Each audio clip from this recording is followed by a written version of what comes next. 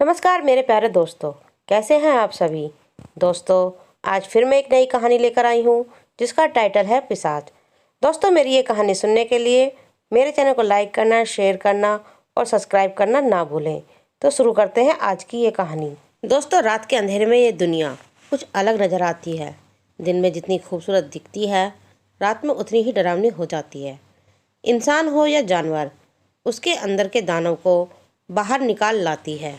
रात कई मायनों में आईने की तरह है, जीव के अंदर के व्यक्तित्व को बाहर निकाल देती है। इंसान अगर किसी जीव के साथ सब कुछ अच्छा हो रहा हो तो उसे रात सुहानी लगती है, अन्यथा यही रात उस जीव की सबसे बड़ी मुसीबत बन जाती है। रात में सफ़र करना हमेशा खतरनाक होता है, क्योंकि रात में तामसिक शक्तियाँ चरम पर होती हैं। तामसिक यानी नेगेटिव एनर्जी का बोलबाला होता है, और अगर इस परिस्थिति में जीव को खुद पर से नियंत्रण हट जाए या कमज़ोर हो जाए, तब वो जीव वह कार्य कर बैठता है जो उसे नहीं करना चाहिए। पर बड़े शहर में इन बातों को कोई नहीं मानता है। आधुनिकता की दौड़ में लोग अपनी संस्कृति और नियमों को भूल गए हैं। तभी रेडियो ख़राब होने की आवाज़ आती है। यह रेडियो को क्या हुआ, इतना बढ़िया शो आ रहा था। एक आदमी की आवाज़ आई, तुम रेडियो छोड़ो और गाड़ी चलाने पर ध्यान दो। उस आदमी की बगल में बैठी एक औरत की आवाज़ आई। तभी वह आदमी कहता है, जान तुम इतना चिंता क्यों करती हो, मैं गाड़ी सही से चला रहा हूँ। आदमी ने उस औरत को दिलासा देते हुए कहा, पता नहीं वरुण, जब से हम इस घने जंगल में आए हैं मुझे बहुत डर लग रहा है। औरत ने आदमी से यानी वरुण से कहा, पर उसकी नज़र जंगल में भटक रही थी। तुम नाहक परेशान हो जाती हो। शालिनी, कुछ नहीं होगा, मैं हूं ना।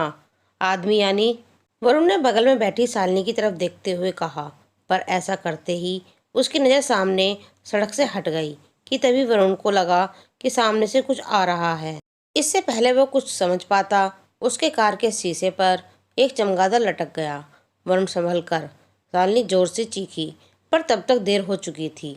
वरुण ने दोनों पैर ब्रेक पर दे मारे, जिससे गाड़ी स्किड करती हुई अनियंत्रित हो गई और स्टीयरिंग के काबू से बाहर जाते ही गाड़ी सड़क के किनारे पर लगे पेड़ों में जा टकराती है। टकराने की आवाज़ इतनी तेज थी कि उसमें शालिनी की चीख दब गई और आसपास के पेड़ों से पक्षियों ने शोर मचाकर उड़ना शुरू कर दिया। कुछ देर बाद वरुण को होश आया तो उसने देखा कि उसका सर कार के स्टीयरिंग पर रखा है और उसके माथे से खून निकल रहा है। वरुण को तुरंत शालिनी का ख्याल आया। उसने बगल में पलट के देखा, वो अभी भी बेहोश पड़ी थी। वरुण ने कई बार आवाज़ लगाई, पर शालिनी ने कोई प्रतिक्रिया नहीं दी। घबराते हुए वरुण ने अपनी तरफ का दरवाज़ा खोला और घूमकर शालिनी की और सीट बेल्ट को खोलते हुए शालिनी को बाहर निकाला। शालिनी होश में आ रही थी। वरुण ने शालिनी को सड़क पर छोड़ दिया और कार के अंदर लपका और कुछ खोजने लगा। कुछ ही क्षणों में उसे पानी की बोतल मिल गई थी। वरुण ने पानी की आधी भरी बोतल को शालिनी के चेहरे पर उड़ेलकर खाली कर दिया। पानी के छींटर ने अपना कमाल दिखाया और शालिनी को होश आने लगा। वरुण शालिनी से कुछ पूछ पाता उससे पहले ही अचानक वरुण को घोड़े की पदचाप सुनाई देने लगी। उसने सड़क पर अपनी नज़र दौड़ाई। तभी उसे थोड़ी दूरी पर एक घोड़ा गाड़ी दिखी जो उसी की तरफ आ रही थी। वरुण ने इशारा करके घोड़ा गाड़ी को रुकवाया और कोचवान से अस्पताल का पता पूछने लगा। इससे पहले कोचवान कुछ बताता, बग्गी का दरवाज़ा खोलकर एक नौजवान उसमें से बाहर निकला। उस नौजवान ने अपना नाम विनिस्टल बताया और साथ ही अपना पैसा भी जनाब फिजिशियन है, यानी एक डॉक्टर। विनिस्टल ने दोनों को अपने साथ चलने को कहा।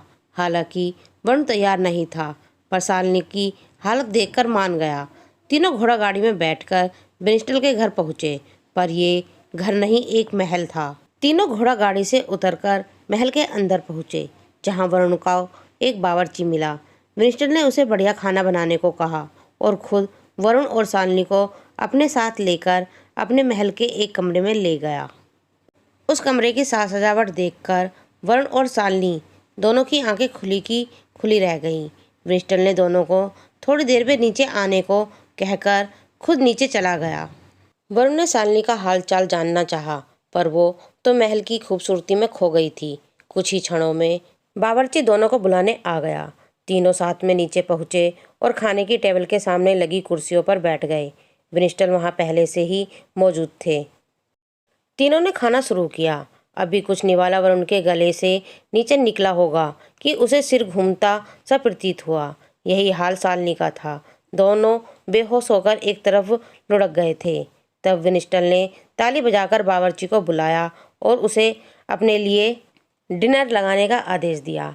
बावर्ची ने तुरंत ही आदेश का पालन किया। उसने दोनों हाथों से वरुण और शालिनी को उठा लिया और नीचे महल के तहखाने में ले गया। कुछ ही पलों बाद शालिनी को होश आया तो उसने जो देखा उसके होश उड़ने लगे। सामने खड़ा विंस्टन इंसान नहीं बल्कि एक वैम्पायर है, एक खून पीने वाला पिशाच। शालिनी ने मदद की गुहार लगाई पर कोई सुनने वाला नहीं था, क्योंकि वरुण को काटकर उसने अपना गुलाम बना लिया था। विंस्टन को एक महिला की जरूरत थी रानी बनाने के लिए, और एक सम्मोहित सेवक की जो उसके लिए रोज नए नए शिकार ला सके। शालिनी रोती रही पर किसी ने उसकी नहीं सुनी। क्रूर अट्टहास करता हुआ पिशाच शालिनी के पास आया और धीरे धीरे उसके नरम गर्दन की चमड़ी को अपने नुकीले दांतों से वेदना शुरू किया।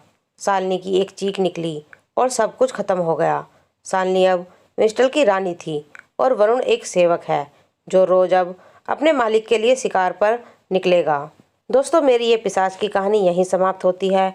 आपको ये कहानी कैसी लगी कमेंट में लिखकर ज़रूर बताएं। धन्यवाद।